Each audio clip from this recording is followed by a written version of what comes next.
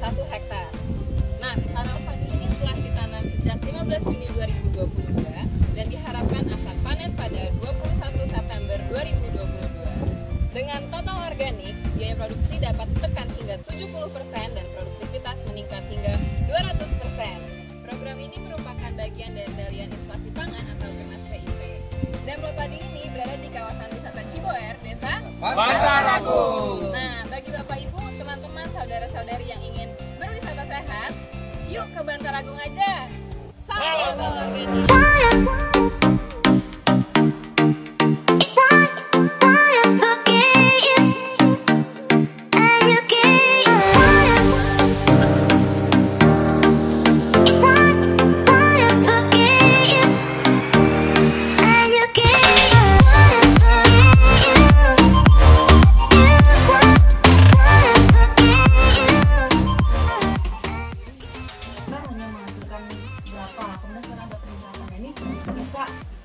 Istilahnya sebelum terjadi permasalahan kita sudah preventif duluan nih gitu dengan ketahanan pangan yang salah satunya kita lakukan di komoditas padi.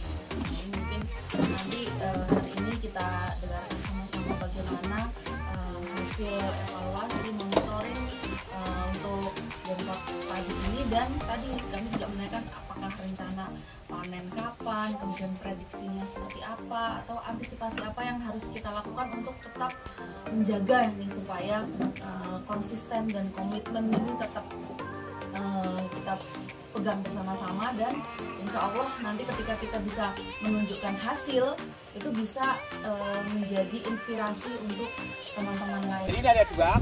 Jadi kita tanam padi total organik ya di 2 hektar Pak ya.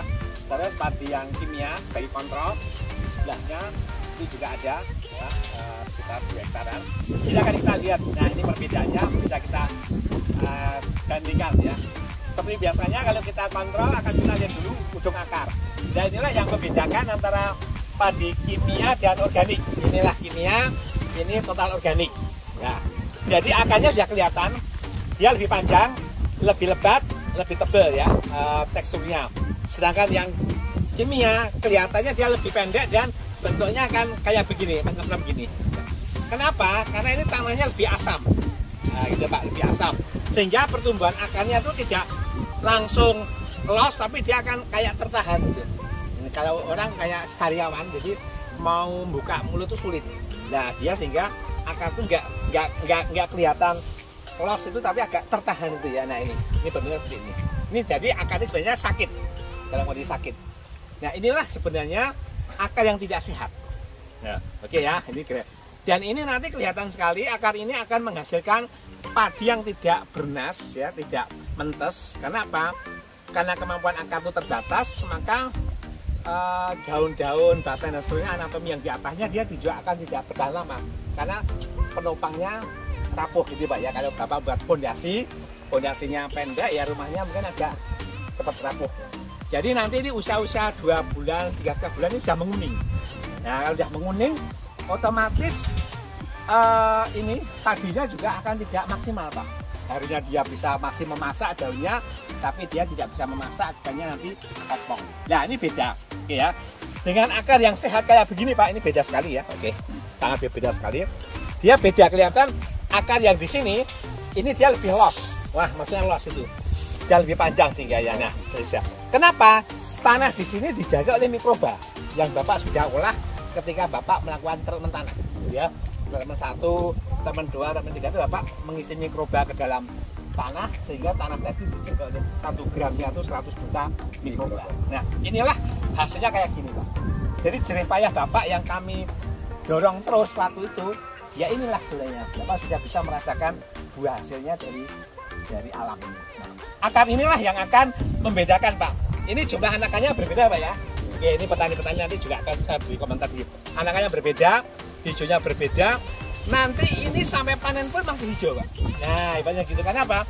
Klorofil ini dijaga oleh akar sehingga dia masih memasak terus. Nah, memasak sampai last minute dia mau dipanen, dia masih memasak. Akibatnya apa?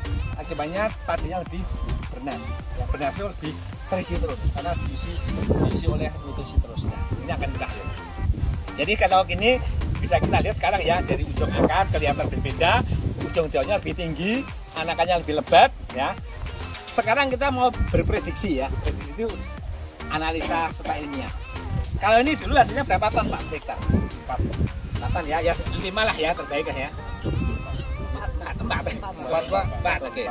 Kira-kira kalau seperti ini, nah ini ya sekarang Bapak prediksi dengan anak yang akan lebih banyak semuanya. Bapak yakin nggak kali ini bisa 2 kali? Bisa ya. Oke, jadi sekarang kita jadi lebih yakin secara ilmiah bahwa akar ini yang mampu menghasilkan kita minimal padi itu di atas 10 ton. Insya Allah memang binaan-binaan kami ketika memenuhi standar kami itu minimal di 10 ton. Syukur-syukur nanti ya keluar di 12 ton. Nah, ya, dan masuk akal. Jadi angka 12 ton ini bukan sulapan nih Pak ya, bukan bim salah bim, tapi hasil kerja keras yang Bapak lalui dari olah tanah, hasilnya seperti ini sampai antum menghasilkan. Oke ya, sedikit tahan. Sini Pak, Bapak komentar, Pak. Kira-kira bedanya Pak. Nah, ini yang langsung pelakunya di sini. Terima kasih. Ini yang perlu saya sampaikan tentang perbedaan antara padi kimia dengan padi total organik. Satu dari sisi pertumbuhan memang yang kami amati itu pertumbuhannya cukup bagus, tidak ada kendala normal. Kemudian bisa kita bedakan dari sisi batang, ini yang sudah kelihatan berkolot. Batang padi ini ya konvensional ini sangat kecil. Nah, tetapi yang total organik sangat gemuk. Oke. Nah, diameternya Pak ya ini ya. diameter batang ini lebih gemuk. Lebih gemuk ya. Termasuk tadi yang disampaikan Pak Prof dari sisi perakaran, nah ini sangat beda, sangat jauh. Nah, apalagi nanti kita melihat dari sisi jumlah malai ini lebih panjang. Oke, jumlah malainya. Jadi jelas dengan total organik ini hasilnya akan lebih bagus dan lebih melimpah. Itu bisa disampaikan ya. Jadi ini ada 2 kata kunci Pak. Satu, nanti petani ini selain panen padi organik, dia akan juga panen jerami organik. Nah ini yang sebenarnya hari ini kita lupakan. Bahkan kita mungkin pelupa ya, soalnya jerami itu limbah terus kita bakar aja. Jadi Pak, nilainya Pak kalau saya secara analisis ekonomi, jadi jerami organik itu nilainya 2,5 kali padinya Pak. Nah bayangkan, padi kalau Bapak 1 hektar untungnya 10 juta ya. Kalau jerami organik sama bekatun yang organik itu nilainya di 25 juta. Kalau dikonversi ke daging gitu ya. Nah, jadi daging juga nanti hasilkan di 20 juta. Jadi artinya selama ini yang kita abaikan itu yang kita tidak kita urusi, justru nilainya berubah. Nah, makanya ini ke depan saya dorong besok Bapak sudah mulai panen jerami sama panen padinya. Artinya jeraminya harus dilakukan sebaik mungkin ya. Itu cara kita mensyukuri nikmat Tuhan kayak begitu ya. Nanti sudah mulai hari ini sudah mulai. Yang kedua kata kuncinya adalah Bapak bisa melakukan ini tanpa pupuk kimia. Nah ini yang penting ya. Hari ini kita menjawab seluruh Indonesia ya. Jadi seluruh petani total organik binaan BI bisa menjawab hari ini. Jadi kalau pemerintah bingung bagaimana dia mencari cara untuk mensubsidi pupuk, kita sudah bisa menjawab.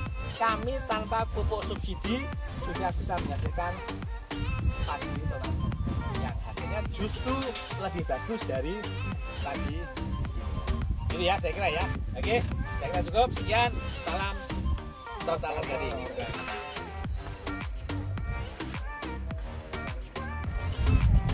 Nah, ini adalah master plan pengembangan kawasan Cibuir Klaster Padi Organik Desa Wisata Bantar Agung.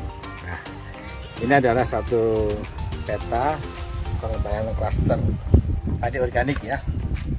Jadi sini memang kawasan terpadu di mana tempat ini akan direncanakan menjadi pusat Center of Excellence Total Organik ya.